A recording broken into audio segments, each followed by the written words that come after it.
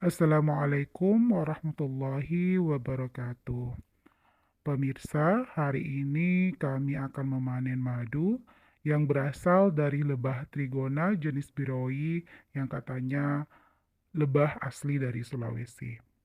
Budidaya lebah ini telah kami lakukan sejak tahun 2021 di akhir tahun, tepatnya di bulan Desember. Awalnya kami cuma memiliki satu stup lebah, kemudian berkembang menjadi dua dengan metode split.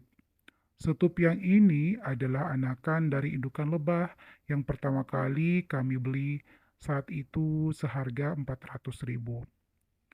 Sebenarnya ini kali kedua kami memanen madu, tapi panen pertama madunya kurang maksimal karena lebih banyak kantungnya diisi dengan polen, sehingga bisa dikatakan kami saat itu belum berhasil memanen hasil budidaya lebah kami. Kali ini kami sangat excited dengan hasil madu dari budidaya ini. Setelah bersabar kurang lebih 2 tahun, akhirnya bisa berproduksi juga. Madu kali ini produksinya lumayan banyak dari 2 setup, menghasilkan kurang lebih 500 mili. Tapi sayangnya yang berhasil kami ambil itu hanya sekitar 300 mili. Dikarenakan kami menyisakan sebagian madu untuk stok lebah itu sendiri karena ini musim kemarau. Tapi ternyata karena terlanjur kantungnya sobek ketika kami memanen saat itu, sehingga kebanyakan merembes ke bawah. Lumayan banyak yang terbuang dan itu saya temukan 2 hari setelah memanen. Saat itu saya hendak menyiram tanaman pada kebun atap kami yang berdampingan dengan stop lebah ini. Karena ini kali pertama kali memanen, jadi kami kurang paham teknik memanen yang benar. Mungkin seharusnya kami mengambil semua kantung madu tersebut agar tidak terbuang percuma seperti yang saya katakan tadi. Tapi karena kami menyisakan sebagian dan sebagian kantung madu tersebut sobek sehingga mengakibatkan merembes dan terbuang begitu saja. Jika pemirsa ada yang paham bagaimana memanen madu trigona jenis biro ini, silahkan komen ya. Baik, sekarang kita panen kantung madu yang berada di stup bagian atas ini. Kita gunakan sendok untuk mengambil kantung madunya.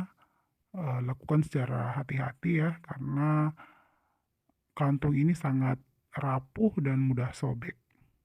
Ya, kami mengambil bagian yang agak melengket ya, karena propolis dari lebah ini itu sebagai lem untuk kantung madu pada setup. Ya, jadi itu dia hasil dari panen kali ini. Kita tutup dan kita lihat bagian bawah. Wah, ternyata tak kalah banyak ya. Bagian yang agak kecoklatan, kehitam-hitaman itu adalah kantung lebah. Bukan, kantung madu ya. Sedangkan bagian tengah itu adalah telur dari lebah itu sendiri dan bagian yang agak berwarna lebih muda itu adalah polen atau makanan lebah. Kita ambil bagian ini dan bagian ini agak sulit untuk dikeluarkan ya, karena kita harus hati-hati karena sangat berdekatan dengan telur dari lebah yang jika rusak itu bisa mengganggu kelangsungan hidup dari lebah untuk selanjutnya. Ya, lihat pemirsa, para lebah berusaha menyerang, tetapi serangan mereka tidak berbahaya ya, karena ini adalah lebah tanpa sengat.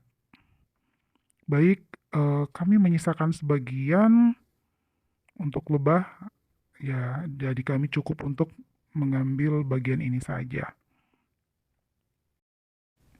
Kita kembalikan pada tempatnya dan kita akan memanen 2 atau 3 bulan ke depan.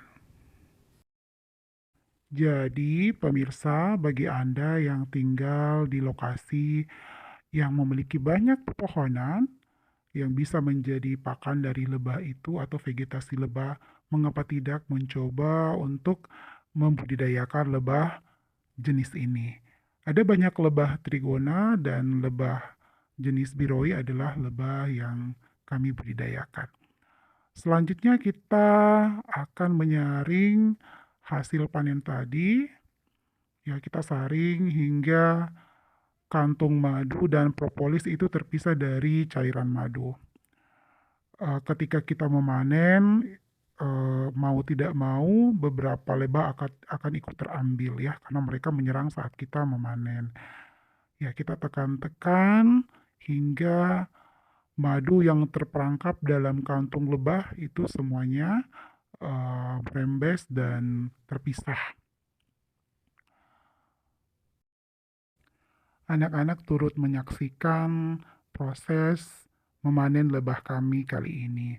Mereka juga sangat menikmati dan menyaksikan langsung dari awal hingga akhir proses. Karena ini adalah panen perdana yang hasilnya mereka bisa langsung cicipi dan mereka sangat suka karena rasanya memang sangat manis. Ya, ini dia hasil panen. Ya, kelihatannya sangat kental ya pemirsa, karena memang ini musim kemarau sehingga kandungan airnya itu lebih sedikit. Sekarang kita masukkan ke botol hasil saringan madu tadi dengan botol yang tentunya kita pastikan sudah kita sterilkan ya dengan air panas. Kemudian nanti kita akan simpan dan kabar baiknya adalah madu adalah produk Allah atau produk alam yang tidak akan pernah basi. Dan dengan memanen sendiri dari hasil budidaya sendiri, ini bisa memastikan akan keaslian madu yang kita konsumsi sehingga lebih sehat dan lebih higienis. Jadi pemirsa, tunggu apa lagi? Ayo kita membudidayakan lebah, apalagi lebah ini adalah lebah tanpa sengat. Kita menanam vegetasi sehingga alam kita lebih seimbang dan kita pun turut sehat dengan produk dari alam ini. Video kali ini bermanfaat dan bisa menginspirasi pemirsa sekalian. Terima kasih banyak dan jazakumullahu khairan telah mampir di channel kami dan sampai jumpa pada video selanjutnya. Assalamualaikum warahmatullahi wabarakatuh.